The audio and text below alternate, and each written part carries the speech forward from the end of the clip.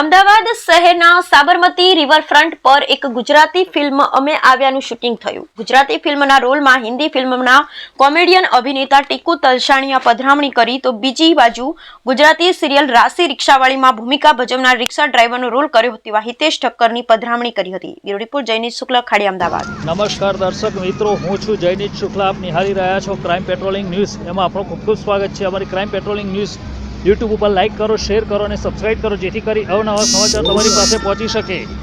અમદાવાદ શહેરમાં રિવરફ્રન્ટ છે. રિવરફ્રન્ટ ઉપર અત્યારે હાલ એક ગુજરાતી પિક્ચરનું શૂટિંગ થઈ રહ્યું છે. એ શૂટિંગની અંદર ટીકુભાઈ તલસાનિયા જે ફિલ્મ અભિનેતા છે તે અહીં પધારેલા છે. એમાં એ કામ કરી રહ્યા છે. અને બીજા હિતેશ ઠક્કર સાહેબ જે રાશિ રિક્ષાવાળી સિરિયલમાં નો એમનો રોલ છે એ પણ એ પધારી રહ્યા છે.